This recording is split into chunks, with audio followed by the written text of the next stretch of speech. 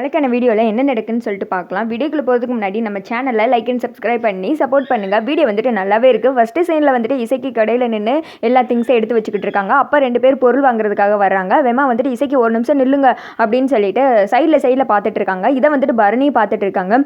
ஏத்தா கொடுத்தா என் பிள்ளை குளிச்சுட்டு ஸ்கூலுக்கு போகணும்ல, சோப்பு கொடு அப்படின்னு கேட்க, ஒரு நிமிஷம் இருங்கக்கா போனி வரட்டும் அப்படின்னு சொல்ல பரணி சொல்கிறாங்க, நீ எத்தனை தடவை அந்த பக்கம் பார்த்தாலும் போனி வராது, ஒன்று வராது, ஒழுங்கா டைம் வேஸ்ட் பண்ணாமல் இவங்களுக்கு வந்துட்டு பொருளை கொடுத்து அமுச்சு விடு அப்படின்னு சொல்ல, அதெல்லாம் இல்லை மாமா கண்டிப்பாக வரும் அப்படின்னு சொல்ல, மானங்கெடுத்தனமாக வந்துட்டு நேற்று முன்னாடி வந்து கெஞ்சிட்டு போனானே, இனிமேல் வருவான்னு சொல்லிட்டு நீ நினைக்கிறியா? வயிறறிஞ்சு நேற்று உனக்கு சாப்ப விட்டு போயிருக்கான், அவன் எப்படி வருவான்? இங்கே பாரு, மாற வேண்டியது அவன் கிடையாது, உன் மனசு தான். சொல்கிறதெல்லாம் சொல்லிட்டேன், வரமாட்டான் அவ்வளோதான் அப்படின்னு சொல்லிடுறேன். அவமா வந்துட்டு அவங்களுக்கு பொருளை கொடுத்து அமுச்சு விட்டுட்டு இசைக்கு வந்துட்டு சோகமாக இருக்காங்க. அடுத்து சௌந்தர பாண்டியா உங்கள் வீட்டிலலாம் காமிச்சிட்டு இருக்காங்க. சௌந்தர பாண்டியா அவங்க அக்கா எல்லாருமே உட்காந்துட்டு இருக்கா. அங்கே வந்துட்டு ஒருத்தர் வர்றாரு. ஐயா ஐயான்னு சொல்ல, யார் இது அப்படின்னு சொல்லிட்டு சனியன் கிட்டே கேட்க, இவன் ஐயா, இவன் பேர் இது பக்கத்தெருவில் இருக்கான் அப்படின்னு சொல்லிட்டு சொல்கிறாங்க.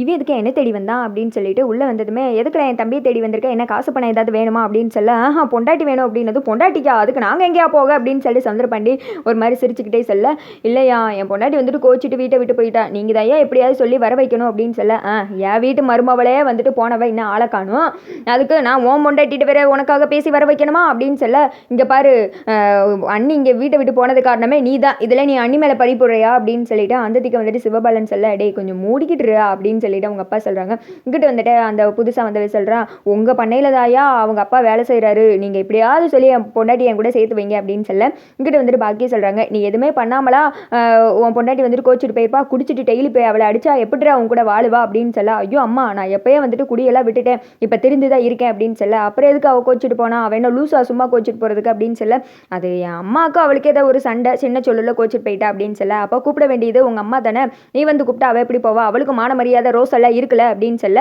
இங்கிட்ட வந்துட்டு என்ன இது அம்மா இப்படிலாம் பேசிகிட்டு இருக்காங்க, ஐயா நீங்கள் தையா ஏதோ ஒரு நல்ல முடிவை சொல்லணும் அப்படின்னு சொல்ல, இங்கே பாரு நானே என் வீட்டு மருமவளே போய் கெஞ்சி கூட்டு பார்த்தாச்சு வரக்கானும், ஊரில் என்ன 4 பேர் ஏச மாட்டான் அப்படின்னு சொல்ல, ஐயோ அப்போ நான் முடிவு எடுத்துட்டேன் ஐயா, நான் வந்துட்டு வேறு கல்யாணம் பண்ணிக்க போகிறேன் அப்படின்னு சொல்ல, என்னையே சொல்கிற வேறு கல்யாணமா அப்படின்னு சொன்னது, ஆமாம் என் அத்தை மக ஒருத்தி இருக்கா, அவளை கல்யாணம் பண்ணிக்க போகிறேன், நாளைக்கு பஞ்சாயத்து ஏதுனா உங்ககிட்ட தான் வருவாங்க, அப்போ உங்களுக்கு தெரியாதுன்னு சொல்லிடுங்க, அதை சொல்லிட்டு போய் எத்தையா வந்தேன் அப்படின்னு சொல்லிட்டு கிளம்பிடுறாங்க. பாத்தியா நம்மக்கிட்ட சாதாரண வேலை பார்க்குற இவனே வந்துட்டு வேறு கல்யாணம் பண்ணிக்க போகிறேன்னா, இந்த ஒருத்தர் இருக்கானே போலீஸுக்காரன், இவனுக்கு தான் ஒன்றத்துக்கு வக்கு இல்லை அப்படின்னு சொல்ல, உன் மகன் வெளியில் தாண்டா போலீஸு, உள்ளே வந்துட்டு வெறும் 10 பைசாக்கு பிரயோஜனம் இல்லாத வெத்து பைசால பாத்தியா மானங்கெட்டுத்தனமாக அந்த ஓலாக்கு நசுக்கு பின்னாடியே சுற்றிக்கிட்டு அலையிறேன் அப்படின்னு சொல்லிட்டு முத்துப்பாண்டி வந்துட்டு ஏற்றி விட்டுட்டு இருக்காங்க. அப்பா உங்களுக்கு வந்த தகவலை நீங்கள் உங்களோட வச்சுக்கோங்க, என்கிட்டலாம் வந்துட்டு பகிர்ந்துக்கிற வேலை வச்சுக்கிறாதீங்க அப்படின்னு சொல்லிட்டு கோமா வந்துட்டு கிளம்பிடுறாங்க.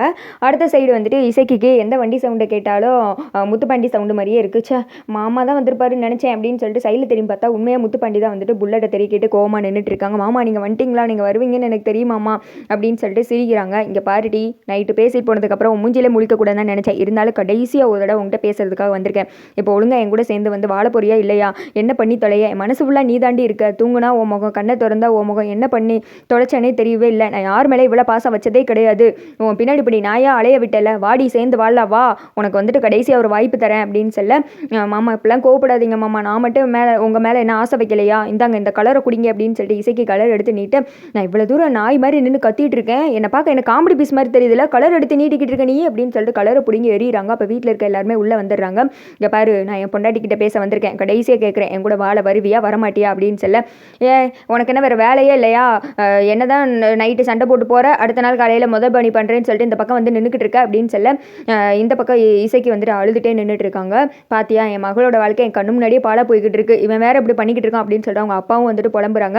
எனக்கு வேற வழி கிடையாது, நான் வந்துட்டு இன்னொரு கல்யாணம் பண்ணிக்கிறேன், எனக்கு இனிமேல் ஒன்றுமே கிடையாது, அத்து விட்டுருவோம், நான் அடுத்து இன்னொரு கல்யாணம் பண்ணிக்க போகிறதுக்கப்புறம் நீ வந்தாலுமே எனக்கு நீ தேவையே கிடையாது, அதுக்கு முன்னாடி என் கூட சேர்ந்து வாழ வரதா இருந்தா வா அப்படின்னு சொல்லிட்டு, என்னடா பண்ணிட்டு இருக்க நீ இன்னொரு கல்யாணம் பண்ணிக்க போறேன்னு சொல்ற அப்படின்னு சொல்லிட்டு பரணி திட்டுறாங்க. வேற என்ன பண்ண சொல்ற, எனக்கு ஆசை பசலாம் இருக்காதா, எனக்கு குழந்தை குட்டியெல்லாம் வேணும், எனக்கு பொண்டாட்டி கூட சேர்ந்து சந்தோஷமா வாழணும்னு ஆசையாக தான் இருக்கு, இவன் அவங்க நொண்ணன் தான் வேணும், நீங்க இருந்துட்டானே என்னென்ன பண்ண சொல்ற அப்படின்னு கேட்க, பாத்தியாடா இப்போ வந்துட்டு ஒன்னால தான் உன் தங்கச்சி வாழ்க்கை பால போகுது, ஊரில் இல்லாத பெரிய என்ன தங்கச்சி நீ மட்டும் கொண்டு வந்துட்ட, எல்லாருமே புருஷ வீட்டில் தானே போய் வாழ்றாங்க அப்படின்னு சொல்ல, நான் புருஷ வீட்டில் போய் வாழணும்னு தான் சொல்கிறேன், அதுக்காக அங்கே யார் இருக்கா உங்கள் அப்பனும் அந்த அத்தைக்காரியே இருக்கா, அந்த நகரத்துக்குள்ளே என் தங்கச்சியை தள்ள பார்க்குறியா, அங்கே போனால் இவ உசுருக்கு வந்துட்டு உத்தரவாதமே கிடையாது. இவ இங்கே தான் இருப்பா, வாழணும்னு நானும் தான் ஆசைப்பட்றேன், இங்கே பாரு நீ இங்கே வந்து வாழு அப்படின்னு சொல்ல, அவ்வளோதான் இனிமேல் உனக்கு எனக்கும் எதுவுமே இல்லை, முடிஞ்சு போயிடுச்சு, நான் உன் புருஷனும் இல்லை, நீ என் பொண்டாட்டியும் இல்லை, அவ்வளோதான், நான் வேறு கல்யாணம் பண்ணிக்க போகிறேன் அப்படின்னு சொல்லிட்டு அங்கேருந்து கிளம்பிற இசைக்கு வந்துட்டு அப்படியே அதிர்ச்சியாக போய் நின்றுட்டு இருக்காங்க. வேமா சண்முகம் வந்துட்டு நீ எதுக்கும் கவலைப்படாத, நான் இருக்கேன் அப்படின்னு சொல்ல, இந்த பக்கம் வந்துட்டு பரணி சொல்கிறாங்க அவ்வளோதான் எல்லாம் போச்சு, என்ன வேணால் பண்ணி தொலைங்க அப்படின்னு சொல்லிட்டு கிளம்பிடுறாங்க. அடுத்த சைடு முத்துப்பாண்டி கோவமாக வீட்டுக்கு போகிறாங்க. அப்பா அப்பா அப்படின்னு சொல்ல அந்த இடத்துக்கு பாக்கி வர்றாங்க.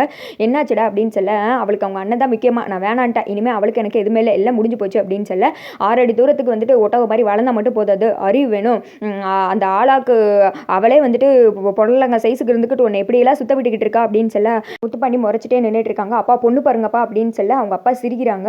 இவங்க அம்மா ஷாக்காக. அதோட பார்த்தீங்கன்னா வீடியோ முடிஞ்சது.